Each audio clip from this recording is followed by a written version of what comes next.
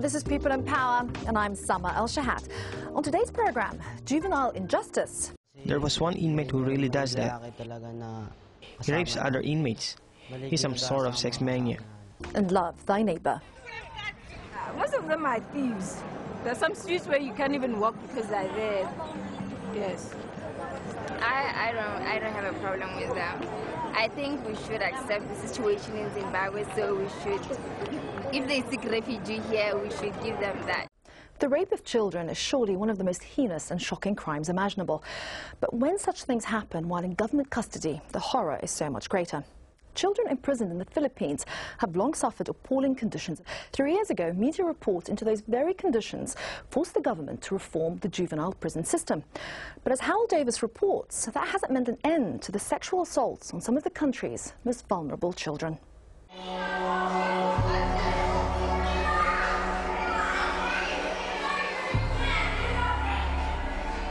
We've heard that children inside the cells sometimes get raped. Did you see this, or did something happen to you while you were there?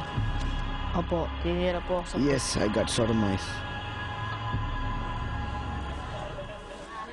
This is one of the detention centres where Charlie, we can't use his real name, was held. Just 13, he spent 5 months behind bars for stealing. But his punishment has been more severe than anyone deserves. When we were inside, he calls me and says, "Charlie, hold my penis." And when I'm asleep, I get sexually assaulted. How old was the boy that did this? 17. These are the cells where he says he was raped. The Social Welfare Department built them in the spare rooms at the back of a building housing a post office. One of the cells used to be a toilet. Children as young as 10 are held there. They're mixed in with much older kids. It's a recipe for abuse. Charlie says he's safe now. The NGO which looks after him and other boys like him take them swimming and clothes washing in the local river. They live at a home run by the PREDA Foundation north of the Philippines capital, Manila. It gets courts to release children held in youth detention centres and police cells into its custody. That's sorely needed. Before they came here, many children had to suffer in jails of almost unimaginable cruelty. There was one inmate who really does that. He rapes other inmates. He's some sort of sex mania. He rapes them in the toilet and they cry. We don't tell on him because it's no use. The guards believe him more than us. How old are these boys, the ones who get raped? Younger than me, around 13 years old. The work of the PREDA Foundation takes in two sorts of institutions: police stations and children's homes run by the Social Welfare Department. We've come to this police station posing as PREDA volunteers, taking a small amateur video camera with us. The PREDA staff are looking for minors being held in the cells here. And in every one we visit, they find them. They're both 17 years old. It's not unusual to find minors in cells meant only for adults. The police regularly do anti-crime sweeps that bring in children, mixing them in these sorts of cells with adults accused of violent crimes such as rape and murder. There are sexual violence that occurring, especially at night, when there's nobody awake among the guards. And the boys, those abused in shame, will not actually report the matter to the police authorities or to the jail guards, And so they just accept them as being the rape victim all the time. It's hard to believe, but these conditions are arguably an improvement on what went on just a few years ago. Boys in these police cells will usually get out in a few weeks, released to the Social Welfare Department. Before 2005, they would have convicted, most likely go to adult jails. 13-year-old Edwin has been in this adult cell for 4 months, awaiting trial for stealing flip-flops. An international media campaign, led by the driving force behind PREDA, Father Shay Cullen, saw the scandal of children being held in adult prisons exposed. I mean, these are kids who've been in prison. You'd expect them all to have escaped by now, getting them out of those filthy dungeons. They have a new start. New laws were brought in that gave the government's social welfare department responsibility for minors. Senior ministers say it's a major step forward. But we're avoiding a situation where young children would be placed with hardened criminals. And I think we're successful in that aspect. But already, just 3 years later, any sign of a brave new dawn has faded. This is supposed to be a place for refuge and rehabilitation. Children who might have gone to adult prisons 3 years ago now come here, to places like this, the Manila Youth Reception Center. And any hopes that these new centers might improve the lives of children seems illusory. This is one of the main holding centers for children in Manila.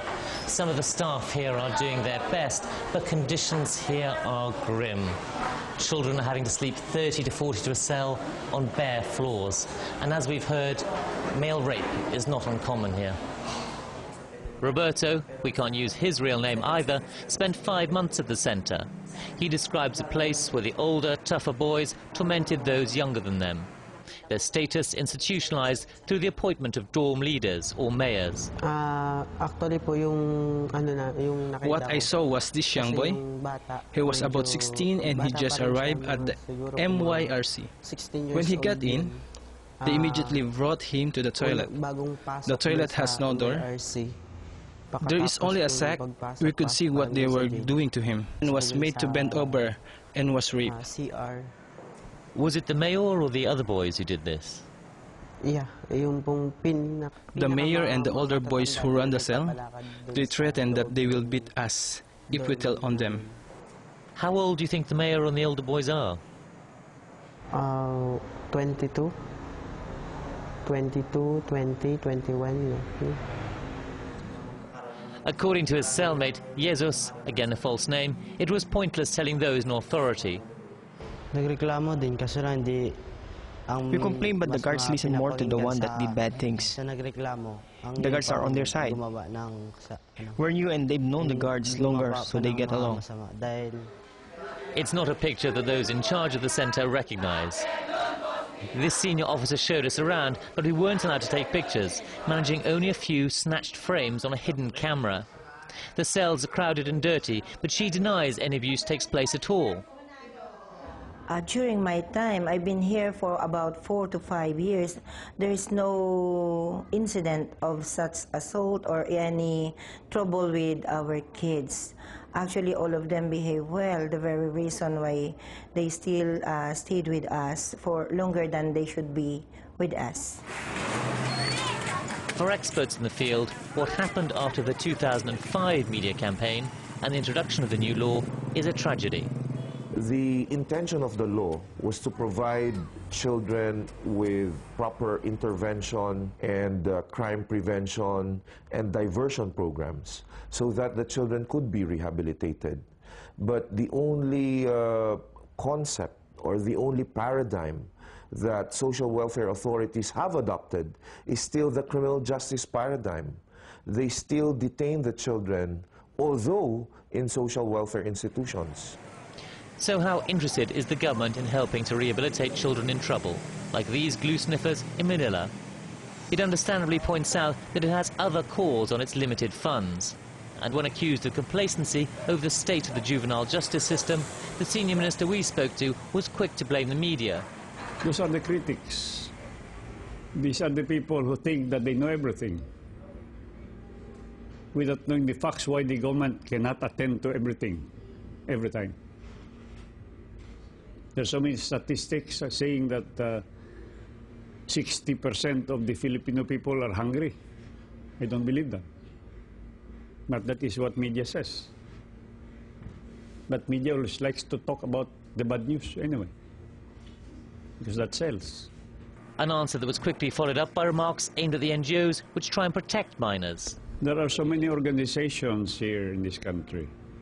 Some are run by priests who make money out of these situations here and send pictures to the U.S. Senate to get funding. Father Sheikh Cullen. Pardon? Father Sheikh Cullen? Yes. And what do you think of him? I don't like him. He's here at the grace of my country, but he's doing nothing but attack my country. But for these children, their ordeals aren't an invention of the media or priests. These conditions are caused by government neglect. And official complacency means that they, like Charlie, face the prospect of a cruelty beyond their years. After the break, how Botswana is dealing with its influx of Zimbabwean refugees.